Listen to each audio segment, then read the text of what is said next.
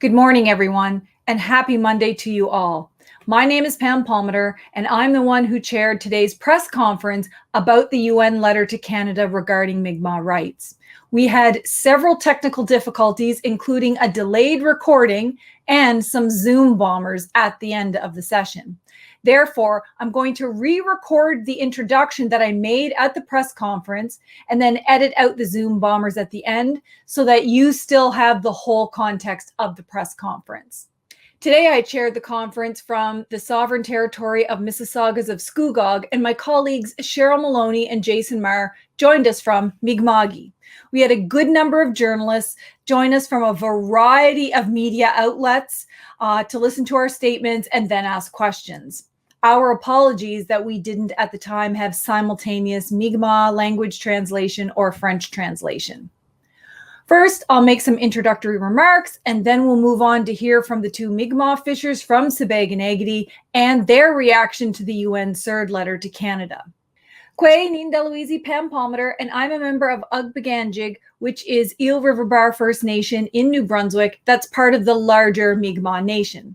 I've been a practicing lawyer for 23 years, and I'm also a professor and chair in Indigenous governance at Ryerson University, and I am one of the co-authors of the submission that we made to the United Nations Committee for the Elimination of Racial Discrimination, otherwise referred to as CERD.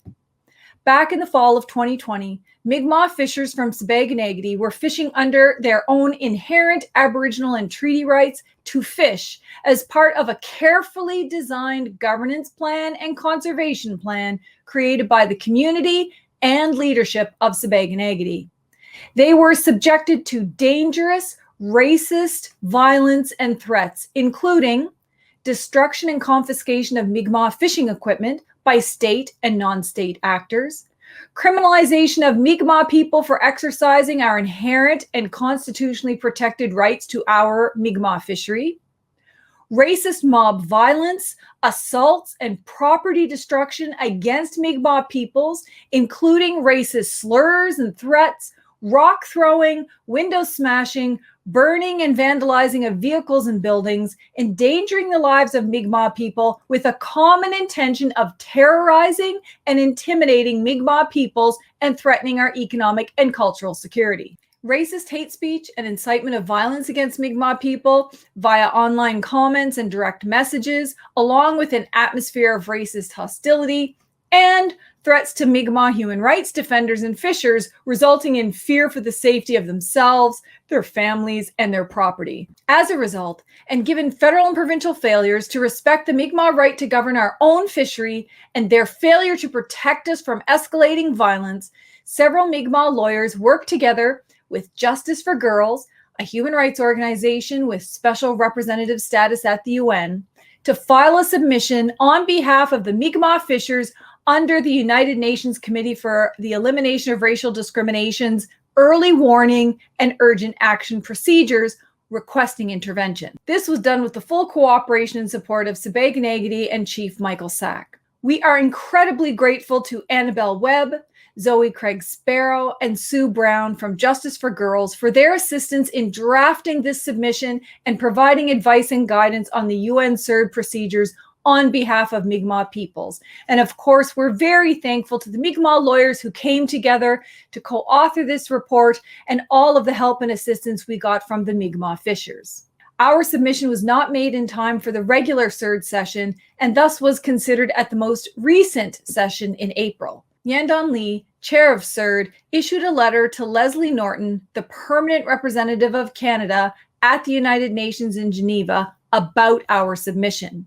They called on Canada to provide a report to them by July 14th of this year to indicate what steps Canada has taken to, number one, investigate the alleged racist acts of violence against Mi'kmaq peoples. Number two, investigate the alleged lack of response by Canada to protect Mi'kmaq peoples from violence. Number three, prevent further acts of violence. And lastly, respect, protect, and guarantee the fishing rights of Mi'kmaq peoples, including repealing any laws that unduly infringe those rights.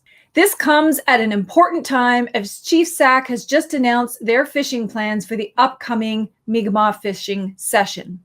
but I think it's important to hear from some of the Mi'kmaq fishers for whom we drafted this submission. Jason Marr is a Mi'kmaq fisher who was literally caught in the middle of the racist violence last year. And Cheryl Maloney has been a fisher, a seller, and also involved in the governance aspect of the Mi'kmaq fishery. They are here to speak to their experiences and their reaction to the UN CERD letter. And next you will see the video of the press conference in progress. Thanks so much for watching. We always had some kind of resistance from people, and it just over the years now, it's been getting more and more, and they're more bold with what they want to do.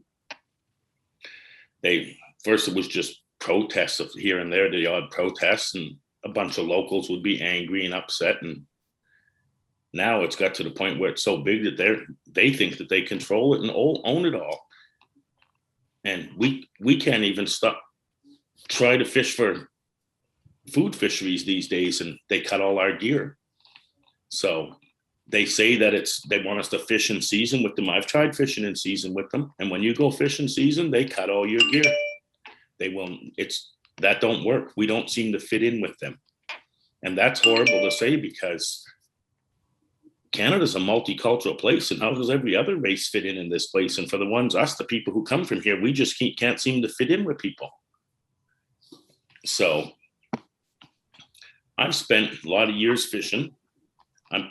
One of these days, I'm going to get to come to the wharf and not be scared of being molested in some way by whether it be the government organization of Fisheries and Oceans, or the RCMP, or the Coast Guard, or small craft harbors, or a mob of angry racist fishermen. Someday I'm going to come to the wharf, and I'm going to be proud and happy with the catch that I have, to the best of my ability, which is the same thing they do. When they go fishing, they fish to the best of their ability, to the maximum. They don't say that here's a trap and I'm going to only get 4 or 6 or 8 or 10 lobsters in it. They put bait in there to make that thing fill up as much as it can fill. I want to be able to do that too. Just, geez, if I get to do it once, I might say I had enough of it. I've never successfully been fishing. I'm always scared coming to the wharf. Now, these days, I have people, I'm not allowed on none of the social media sites to do with fishing anymore. They've kicked me off, all of them. Geez, I get kicked off Facebook if I say the color white. If I say I have a white shirt on, I get kicked off of Facebook. So when we went to that pound last year, we were in New Edinburgh the day before the incident with myself down in Pubnico. There was a bunch of people saying they were going to go to Saunierville and take our lobster. And so I said, I just got a whole bunch of them that day I caught. I said, I'm not letting nobody take my lobster. I got a place where I can go hide them. So I figured I'd go take them to Pubnico in that pound, which was not in operation. It was, a buddy said, you can store them here. So I took them there to store them there, and whoa, that didn't work out so good. They showed up and in droves. There was hundreds of them there. Something happened. Oh, it's okay. Okay. But my biggest thing is I called 911 that night, and it took them 2 hours to come. I want to know who. That 911 is an international number for distress and emergency services, but it don't work for us. So who do you call when who polices the police and who governs the government? Because that's what they kept telling me that the police were in the parking lot while I'm on the phone with 911. And I said, no, they're not. I'm here and I'm looking in the parking lot. They're not here. So if it's so easy for them to say that they're there and to kind of cover their tracks or whatever, I could see with my eyes that there was nobody there to help me. Actually, the second time I called 911, I screamed fire. I told them it's fire, fire, fire, because fire scares people. I figured maybe that would make them come, but that didn't work. It still took. My sister drove from 3 hours away and got there at the same time as the police. So I don't feel good these days with any confidence in RCMP, Department of Fisheries and Oceans. If I seen an RCMP car come up behind me with the lights on, I'd probably freeze up and pull over and be scared. And when I see a DFO officer or a DFO truck, I am definitely scared. And I had post-traumatic stress from that stuff.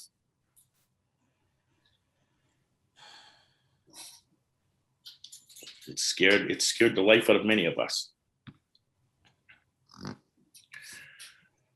I don't know what else to say here. No, thank you, Jason. I think it's important that people hear what the impact was, what really happened and what the impact was, and why we needed to go outside of Canada for intervention. And Cheryl, I'm wondering if you could speak to your experience and your reaction to the UN's CERD's letter. Well, you know, my sister just sent me a little note she found from my dad. And my dad was the former Chief Reg Maloney. He died 2013. He wrote this in, it's just a little note, in handwritten note from a chief, a longtime chief. And he says, the Supreme Court ruled that our treaties are valid.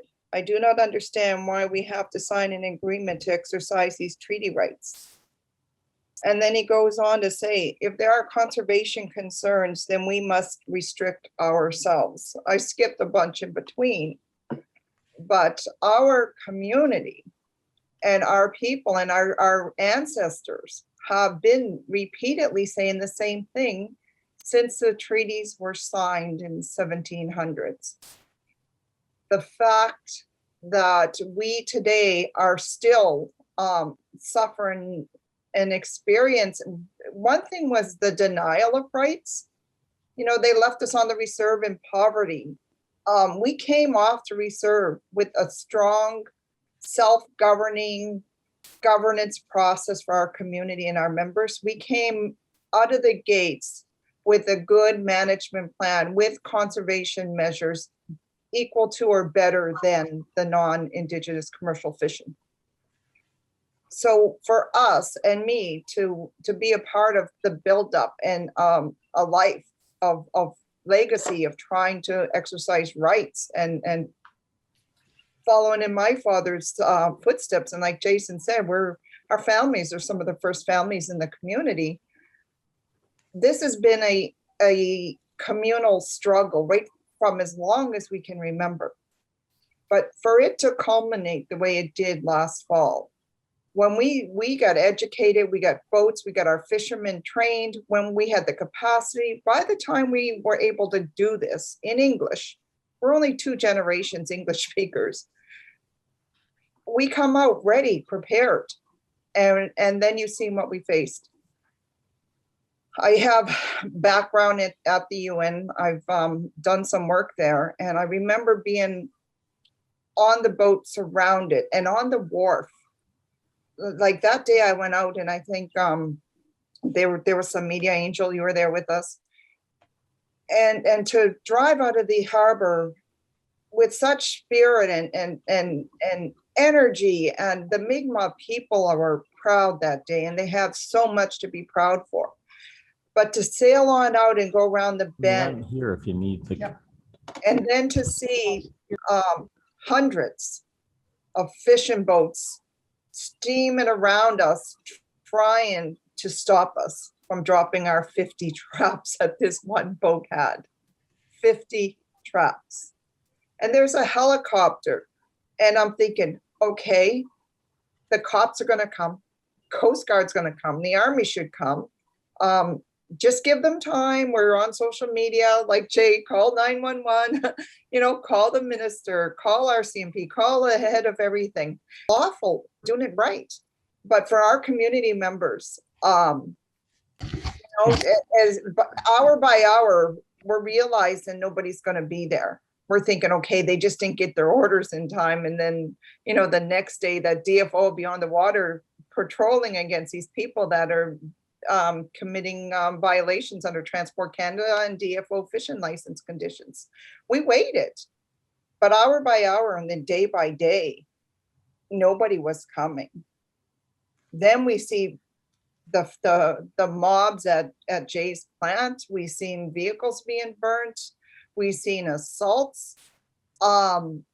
you know, for those days and weeks following that launch, I couldn't believe that Canada was allowing this to happen, and Canada was making this happen.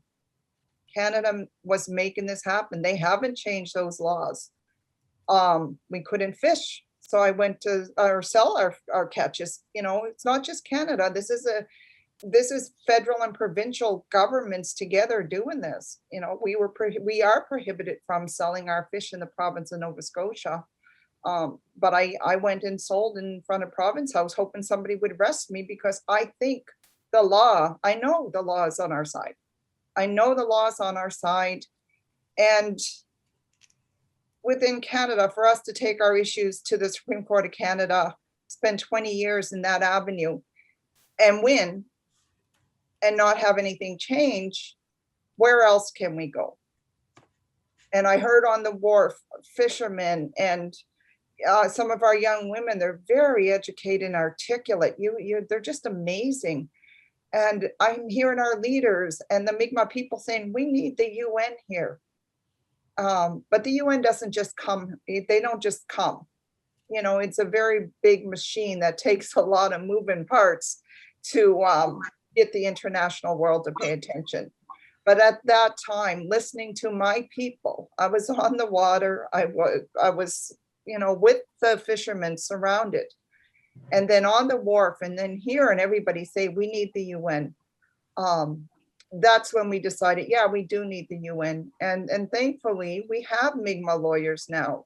20, 30 years ago, before I went to law school, my dad and the leaders were saying, we need Mi'kmaq lawyers. We need people with law. And so now times have changed. When we went out onto the water with our governance structure and our management plans, those are top notch. Those aren't just made up. Those are top notch, made by very educated peoples, governments, and drafters. And same with the UN. We have Mi'kmaq lawyers. We have our fishermen and our women on the wharf that know that this is wrong and that we need international oversight because nobody else is watching. So, you know, we built a team from the fishermen up, and we actually are very grateful today that we finally have a letter from the UN acknowledging our reality. And we sent lots of actual footage there. So it wasn't, you know, we're saying we're giving them stats or anything else. We showed them the raw evidence of what's going on in Mi'kmaq. So for us to get a letter from CERD and asking Canada to explain this position, I think this is a long overdue. And I've heard Jason and myself and the other fishermen are saying this is long overdue. We've been fighting this battle for 20 years for some of our young fishermen. And I say young, if you got 20 years fishing, we may not be that young. But then when I read the letter from my dad, who's passed, and then the letter from his uncle, John Maloney, in 1906, saying the same thing, this is hundreds of years in the making to finally get to the UN. So much work has happened to get here. I'm very, very grateful that, you know, this is a made in Mi'kmaq issue that we brought to the international level from, you know, the Mi'kmaq people and the fishers and the fishermen and women. I keep saying women because on the wharf and on the water, we have some amazing young women. We have elderly women becoming captains, right? So, and the submission to the UN was made on behalf of the Mi'kmaq people. This isn't just a band or one community. These members that came forth, like Jason, there's a few of them, and we have them listed.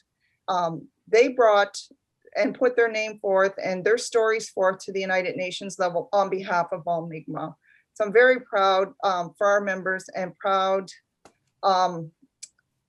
happy that we've got to this point. It's not small. And it's like Jay said again and again, this is a long time coming, that, you know, we've been treated wrong. We've been treated poorly. And ignoring it is one thing, but then suffering the violence, the hate, the racism, and the harm, physical and financial and mentally, emotional, spiritually, that's even worse than just denial, you know, what our community's gone through. So that's about all I have to say.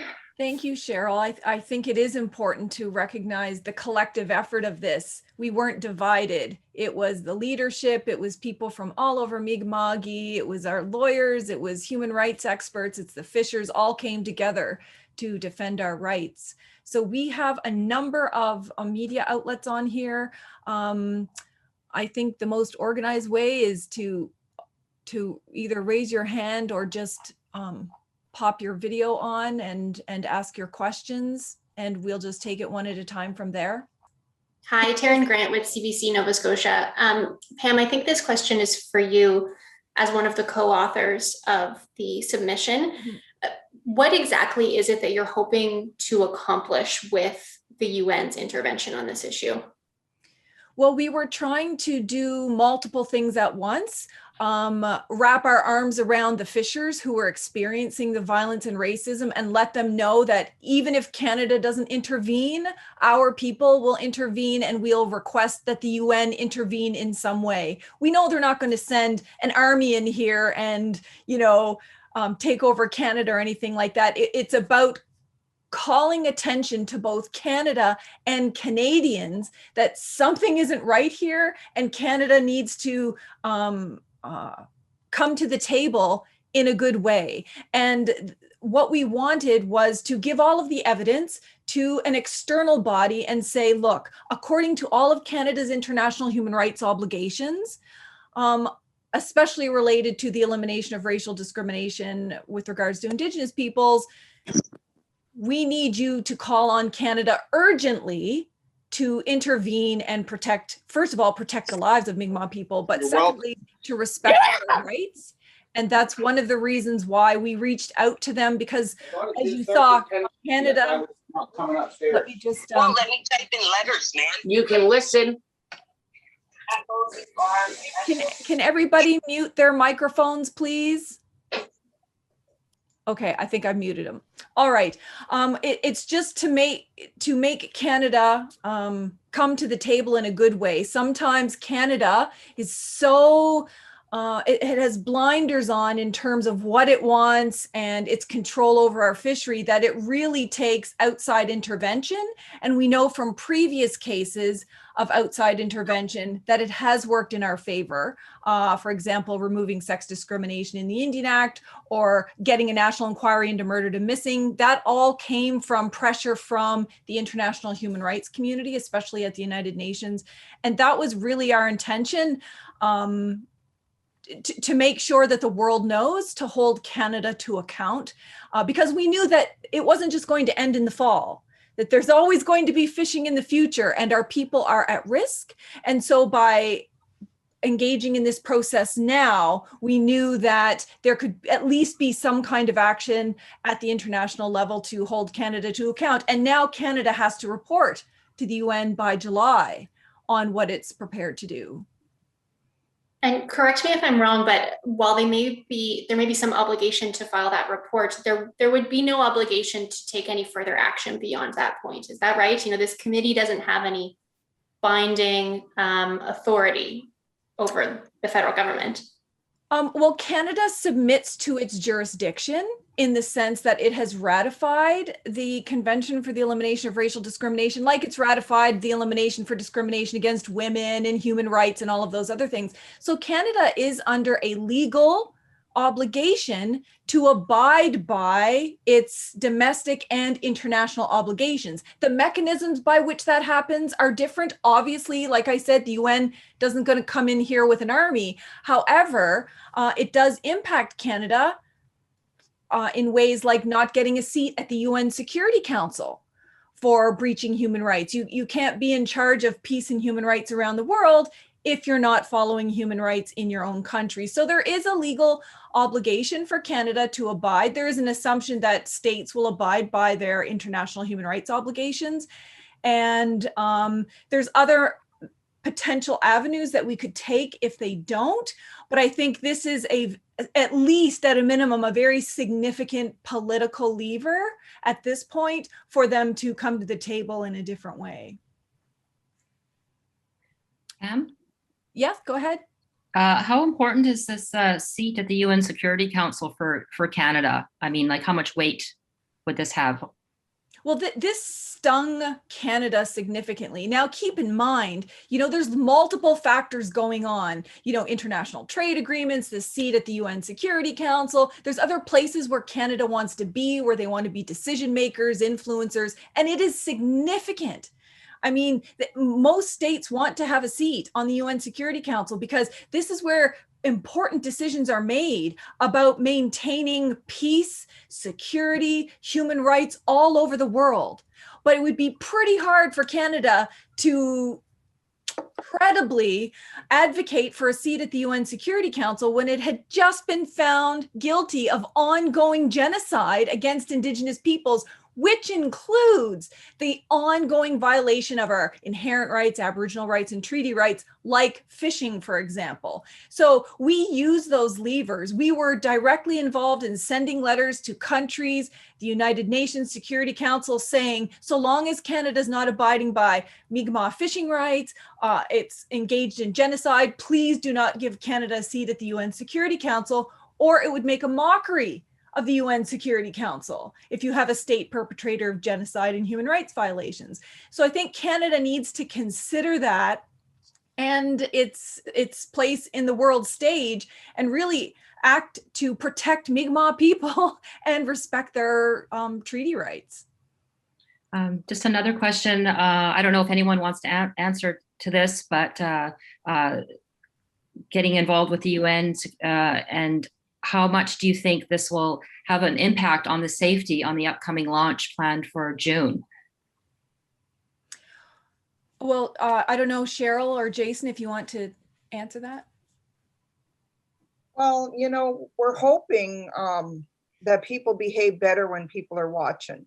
And with your, if you have the international community and Canadian population watching, I still reach out to Canadians to be our witness. We shouldn't have to go to Canada or to the United Nations and shame Canada. We should have Canadians, and we do have Canadians that have offered to step up and observe and pay attention. So it's hopeful that the more people watching, the better behaved the forces against us are. But the forces against us are just huge. Mm-hmm. It's not just the commercial fishermen and the mob of. It's also the governance bodies that are meant to protect us, and DFO is meant to sustain and protect the species and manage it in a good way. They shouldn't be harming Mi'kmaq people and infringing rights. RCMP, Transport Canada, Coast Guard, all these people should be doing their job. So we're hoping with the world watching, with Canadians watching, with media watching, when Jason goes out on the water with his daughters, they are safe. That's our hope, that we bring enough attention so that they can fish and they can go out and come in and be safe. Jason, you want to say anything on the safety and the? Safety is definitely, I don't feel safe with fishing. I haven't for a long time, and last year made it even worse. I mean, no man wants to say that they're powerless or whatever. We're big, tough, and strong men. That's what we're supposed to be. But I'm sorry to say, I drag my sisters everywhere with me because they're so strong. It's unbelievable. And something that we're missing here, and I haven't heard it yet, and it's everywhere. It's systemic racism here. We have it in the biggest level, the highest levels of government. And hopefully that's one of the things that the UN will notice and see is it's a predominantly white industry fishing is. You don't see a black man fishing, not very many at all. It's predominantly white.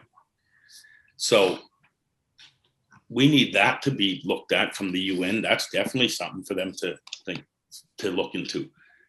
And as far as my safety goes, I don't feel safe with anything to do with fishing anymore. But this is overwhelming. My cup ran over from this. I love this. It's hard to believe that we got our foot in the door with the UN and they're looking. And like you said, Cheryl, the more people watching, you'd hope that they get their hands out of the cookie jar or something, or they can see what we're doing. And I figured it's the commercial fishing that I've done in the past. When I go fishing, my treaty fishing, I follow more stiff rules from my treaty fishing than I did commercial fishing. The rules are stiffer and more stringent, and when it comes to the treaty fishing, they don't take half of the measures for conservation that we do. Thank you, Cheryl and Jason. I have CBC user number 2. If you could introduce yourself. Hi, Pam. This is Shayna Luck with CBC, working for our network. And I'm wondering if Cheryl could, I think Cheryl talk about some Canadians had stepped forward to offer observation. And Cheryl, I'm wondering if you could tell us about who those people were and how many? I don't want to speak because on that, I can just say the Christian Peacekeepers and Amnesty and a few other groups. And there was conversations, but that's up to the Mikmaq community to expand upon if they're looking any further into those offers. They were offers in the fall, but with the pandemic lockdown, it was difficult. So I don't want to speak any more on that. I'll let the community update that plan. I know the chief looking into finding some sort of observers to come and keep an eye on things. So there are groups there. Thank you. I guess if I could follow up on that, how as a fisher for you and for Jason, how reassuring would that be for you? I don't think it'll stop any of the bad behavior, because Jason was saying that somebody was saying, we don't care, the UN's not stopping us, we're taking your gear. I don't know if we'll be any safer, but to have a third party with neutral eyes documenting everything, it becomes stronger, and it may be used in further submissions to the UN or in courts or in our defense if we're criminalized. So it's important to have that independent third party record.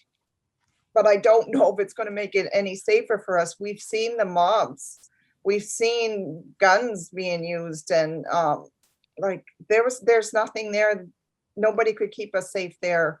Not the RCMP, not DFO, not even ourselves, which is, I know for Jason, who's there with 2 young girls, I can't imagine a father feeling vulnerable at risk with the girls and the children that you're meant to protect your whole life through. So I don't know if it'll offer protection, but it certainly will offer us, clean eyes and a clean record.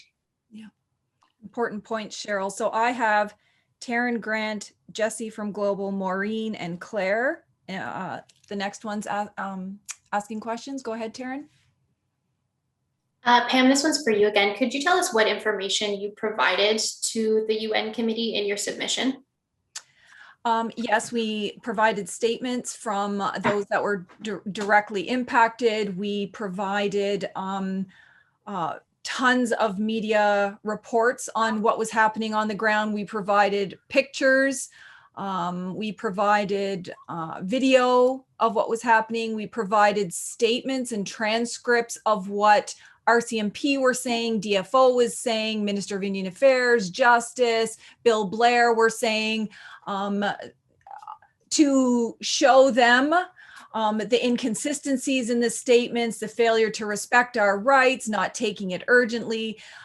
We basically, for every allegation that we made, we provided them with documentary evidence. Most of it came from the government itself, basically creating this situation where they were allowing the racism to continue. And of course, there was a ton of social media, online social media hate and groups from Acadian fishers, other non-native fishers, which were threatening violence, lots of other things that were happening. So we couldn't provide all of it, but we provided at least a sample from each to make sure that UN CERD knew that this wasn't just us making allegations, that here's all of the evidence, and most of the evidence is shamefully very public. And I think that went a long way to supporting our submission. I think one of the things I just want to say that was included in the package was a letter from the Sipekne'katik Band to the Department of Fisheries, Oceans, RCMP, and Minister of Indian Affairs prior to the launch of the fishery, asking them to uphold the rule of law in this country prior to any of this happening. And I think that is important because that marked a historical picture or point outlining all the injustices that we were suffering. So we, that letter outlined, the denial of services. It went to the premier. We wanted everybody to uphold the rule of law when we launched. Mm-hmm. And we had never imagined that it would get so bad the following weeks and months after that. But that early warning to the higher levels in Canada was included with our package. I think that's really important, Cheryl. So Jesse from Global is next. Okay, most of my questions have been answered, I guess, but I guess in terms of a timeline, we see in the letter or the request to Canada that they want something, a presentation or a report in writing by July 14th. I'm wondering if that timeline has any concerns for the fishers in particular. I guess Cheryl here and Jason, if that's maybe comes too late. Or Pam, your thoughts on that timeline, first of all. Okay, Cheryl or Jason? I'll just jump in first to say that we've been fighting this, and I read that handwritten note from my dad, years and years. We don't expect these issues to go away quickly. And we understand that, court processes in Canada take long to take hold. And we expect that the international processes will take some time also. But this is just the first step, like Jason's words, and we got our foot in the door. Mm-hmm. Once Canada replies, then the committee will have to review. And then that would be the next step for us to follow and see what comes out of that review stage. Jason, did you want to add anything? I found the timeline to be quite speedy. I mean, we're talking about one of the highest governing organizations in the whole world. I mean, if I wanted to go see my municipal councilor, especially in today's day and age, I'm probably going to have to wait a couple of weeks just to go see him. And he's only 6 or 8 doors down from me. So I was quite impressed with the timeline.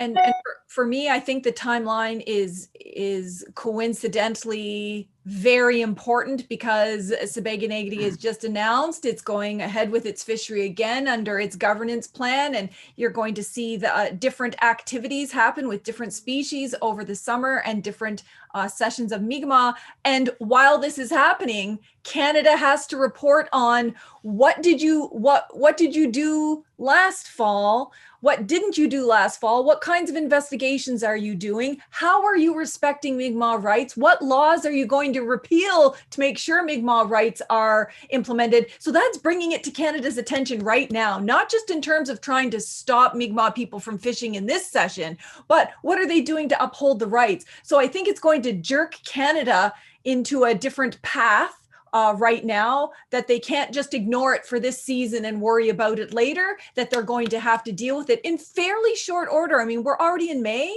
and we're talking about July 14th. So I think the timing is really important. Just a follow up to that one, Pam, what's the process then for people like us who might not understand what the UN will do with that report, let's say back from Canada, come July, what happens next? Well, I certainly don't speak for UN CERD, but they're obviously going to consider what Canada has to say. They may or may not consider other ongoing evidence. We've been sending regular updates. So in addition to our submission, every time something significant happens, like a non-native fisher is shooting at our people, we provide all the evidence and send that to them. So we're continuing to provide CERD with ongoing important evidence and updates, and we will do the same thing between now and July so that they have all of the information and not just Canada's speaking points around there's no relationship more important than the one with Native people. And of course we honor the Marshall decision and we're coming to the table in a good way. We will make sure that they have both sets of evidence there, and then it'll be up to CERD whether they want to call on Canada to take further action, whether they take some other step. We have to wait to see, but we're not waiting. We're still consistently taking action. And this is just one of the United Nations human rights bodies that are available to us to take our submissions to. Thanks. Sorry, final question for me. I'm just wondering, the international, news media organizations picked up the violence and the chaos of it. I think one thing that we saw was the ability to document that violence and how it has later resulted in police, charging people and laying some charges down. How will the fishers, in particular the Sipekne'katik fishers, protect themselves at this time? Is there a plan? What have you learned from the last time? And also, have the RCMP or the DFO promised anything in terms of protections this time? Jason. As far as people getting charged, I have there's only been 23 people charged for mischief out of this. There's no real formal charges have been laid. That's part of one of the reasons why I'm so happy about this coming forward to the UN. Out of all the atrocities that happened to us last year, there was 23 mischief charges laid. I actually know one of the men who was charged for mischief. He didn't know that I was the person in that pound while he was out there in the yard. And he told me, oh yeah, all we got charged for is mischief. That's nothing. And they did. They know who burned that pound down. They did not charge the guy. There has been no charges laid with that. And for Jesse, for your other question about how are you guys supposed to understand what the UN's answer should be to this, or Canada's answer to this should be, I suggest that you do the same thing that we've been doing for 20 years. Educate yourself. Educate yourself on Aboriginal treaty rights. This is unceded Mi'kmaq territory, and you should know that. When I go on vacation to Jamaica, or if I go to Cuba, or if I go to Dominican Republic, believe me, I know I'm on their land. I know it right away, and I respect that. But as far as knowing what to do with these papers, or the answer, what's going to happen to come out of this is, it's your job to educate yourself. It took us 20 some years to educate ourselves to present this to the UN. So hopefully it works in our favor to say, look at the things that this is going on here. Nobody's getting charged for these things. I have been charged 43 times for illegal fishing, for something that the Supreme Court says is legal, that I'm allowed to do, but I keep getting charged. I have been made a martyr of this for my whole life. It's hard to walk around with your head held high when you see these people in the community and they're all saying, oh, that's the dumb guy who keeps getting charged every year. He must be stupid. They keep taking his boats. They keep burning his boats. I've had multiple boats sunk. I've had multiple boats burned. And I've been in court. I've been in court now. Right now is the first time in 22 years that I have not been in court. I got them all settled because I pled guilty, because I was tired of driving to Yarmouth to go to court 5 to 6 times a year for 22 years. So I hope you guys educate yourself on what's going to happen when the UN comes back with this. And you don't have to come and ask somebody like we are. Cheryl, did you want to add anything before I go to Maureen and Clara? Yeah, I think listening to Jason, there's other UN mechanisms, And one of the priorities of the United Nations, equal protection of the police to everybody, regardless of race and discrimination against them. This is just their first step, and this is our foot in the door, but it's just disheartening, you know, that why these timelines and within Canada, you know, we're still being criminalized, and the international world, the Indigenous communities worldwide are criminalized by states. And this isn't just in developed states, you know, this is happening in Canada. Mhm. This is happening in Canada, and this has to stop. You know, I'm hopeful, but I'm sad.